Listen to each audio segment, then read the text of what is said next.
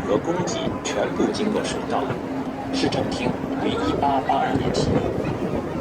일본의 파리 시청 광장입니다. 처음에는 나그를 파는 항구였습니다. 파리의 모든 상업과 조달이 합천 수송되던 시절 파리 시청이 생긴 곳이 바로 이곳입니다.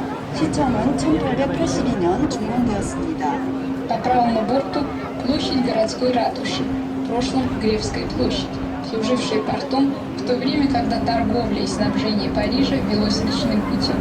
Новое здание муниципалитета было открыто в 1882 году.